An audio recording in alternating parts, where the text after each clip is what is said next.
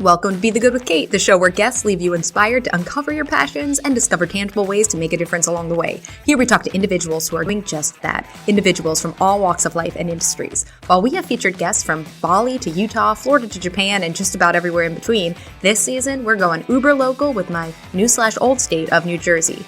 But New Jersey, why? Land of shopping malls and the Turnpike? Well, because your host, that's me, Kate Cherichalo-Tente, is a New Jersey native but longtime Manhattan resident. That is, until recently. As I rediscover my home state, first we need to talk about the fact that it is not the land of shopping malls and the Turnpike. It is a land of such a variety of people and cultures and landscapes. It's the land of Bruce Springsteen and Whitney Houston and Frankie Valli.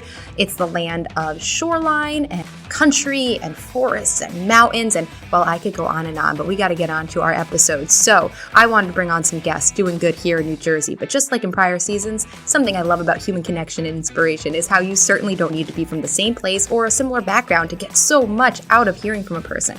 In fact, I think it's better that way. We notice how we as humans are so similar in so many ways and how each of us has the power to make a difference in our own lives and in the lives of others. And I hope you are inspired here to start, restart, or continue your journey of finding your passions and helping others along the way.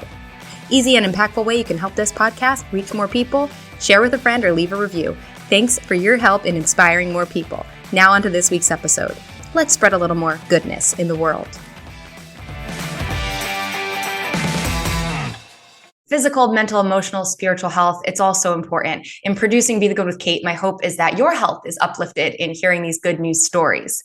Today's guest bridges these categories, if you will, of health, as he's a doctor of physical therapy and board-certified orthopedic specialist working each day to get active adults back to doing the things they love to do without pain meds, injections, or surgery, even if they've tried physical therapy before. Paul says, my mission is to change how people think about physical therapy, that it's more than the traditional medical model. We can create change with proper treatment and correction, assessing the whole body and working to 100% of a person's goals. So Paul Kochoa, welcome. Thanks for being here. Thanks for having me, Kate. It's a pleasure. So glad we could connect. So Paul, I gave a little bit of a bio, and as everybody listening knows, this season's all about people in New Jersey who are doing good. But like with all seasons before, we all find those common threads of how we are connected, whether we're in the same location or not. So please tell everybody a little bit more about who you are and what you do in your own words. Well, I'm a movement expert. And like you said, my passion is to help active adults motivated to get back into what they love to do while avoiding pain meds, injections, or surgeries. I'm a physical therapist by trade, so I work a lot with orthopedic sports injuries, golfers, pickleball players, and I help them achieve the things that they thought that they could not do. And that's just my jam and my passion. Right. So now I know you have a history of not just in the physical therapy world, but also as a DJ, a promoter, all sorts of different things. So how did you end up going from point A to point B, or whatever letter in between? Oh, yeah. It was a very circuitous route to where I am now, getting my doctorate. I was a personal trainer. I lived in Philadelphia. And I was in my 20s, and I was like, all right, what else can I do to supplement income as just being a personal trainer? So I started, with college friends, DJing at clubs and promoting parties and all that stuff, and pretty much fun part of the club scene. And then I worked as an aide in a physical therapy clinic.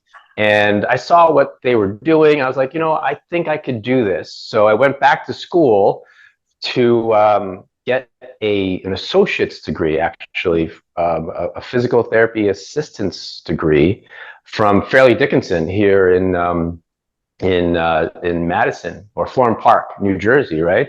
And then I worked as a PTA for 10 years, and then new grads would come and I would work with them, new grads out of PT school who had their doctorate. And then over time, this 8 to 10 year period, I was like, hey, you know what? I know more than them, or I can do more than them. So I went back to school and then got the doctorate. And then now I've been in a PT by myself for the past 3 years here at my clinic here. So it's been a big road, a long winding road to find out where my niche is and exactly how I fit with everybody else.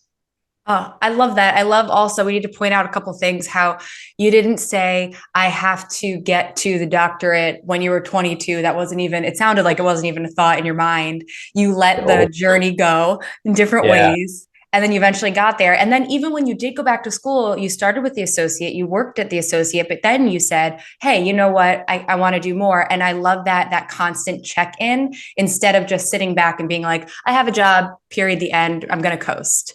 Yeah. It was sort of like part of it was my girlfriend at the time kind of pushing me a little bit. It's like, hey, you could probably do more. We're happy. We were happy where we were, but there's always something else like on the horizon that you could probably get better or do more with. So that's what that prompted me to go back to school and do all that stuff. And every day is like a learning thing. I'm always trying to learn new things, try out new exercise programs, new sports, just try to get my brain and stay active. Okay, well, speaking of sports, I have an important question. When you were in Philadelphia, did you become an Eagles Phillies fan? Oh no, yeah, I grew up in South Jersey, in Cherry Hill, New Ooh. Jersey, so I was all about that. I mean, like Okay. yeah, I was a Harold Carmichael fan when I was really young See, and that living. causes some tension. We've got like the Giants, Oh Jets no, yeah, people on this. We've got no, the Phillies and no. Eagles. Yes, my son is unfortunately not an Eagles fan. He's actually a Chiefs fan, so Chiefs. yeah, it's a little weird. I, I think it's the connection with Taylor Swift, Travis Kelce, and Mahomes. yep, understand that. Yeah. Well, anyway, so Paul, what's the most surprising aspect to where you are in life right now? The most surprising aspect, I guess, was having actual courage to make this thing work. Mm. For many years, I was content being an employee, just kind of like doing my thing. Even after getting the doctorate, it's like, hey, this is my role. I'm helping people doing what I love to do. But then, I had colleagues and coworkers kind of do their own thing, open up their own practices, and I never thought that I had like the courage to kind of do it on my own. So it's surprising that, one, I took that big leap. I mean, there were many sleepless nights to try and get this thing off the ground. I remember one night it was very stressful where I had taken that leap to open up my own practice. And I had all these thoughts in my mind. It was like 2, 3 o'clock in the morning under a lot of stress. And I just started writing ideas and notes on Post-its. And I just plastered my desk and the wall behind it with all these Post-its, thinking like, oh, I got to do this one at a time. And, from there, like 3 years, 4 years now down the road, I'm almost like always still surprised that I'm still here, that I'm still, despite having a lot of choices for people to go to in terms of like who can they see for a physical therapist. There's so many choices around. I mean, within a 5-mile radius, there's a lot of other clinics. And I'm surprised that I'm still here, and that's every day. It's a little bit of surprise as well. Well, hey, what was the most overwhelming aspect of that leap? Was it the figuring out the business model aspect? Was it feeling like you have the skills enough, or was it something else? I felt like from a skill standpoint, I could, but the one thing that they don't teach you in PT school or what I ever learned anywhere in my schooling is how to run a business, how to go out on your own, how to make revenue actually, how to get patients in, Yeah. how to help the family, I guess, right? Because my wife, my kids, I'm like, oh, this is so stressful. Yeah. I used to have a steady paycheck. Now I'm like, all right, well, I got to make it work. Right. And that goes in other industries too. Like as a performer, nobody knew how to run a business, so to speak, as an actor. Like Yeah. it felt like I always say I went to grad school in New York City, just like being a human in New York City, trying to make it work as a performer in my 20s, because it is that aspect of like, why is this not taught? I mean, that we could go on a whole tangent just about why we Yeah. are not taught those skills in school better, 100%. but kudos to you for making it happen anyway. And what advice would you have for someone who is kind of in that situation of, oh, I have this idea, but can I make it happen?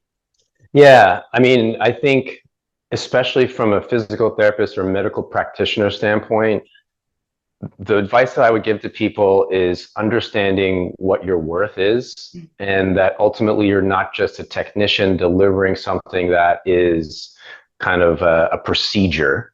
You're actually changing that person's life and improving their life. You know, it's like one example was I had one guy come in to see me. He said that, you know, he's a grandparent.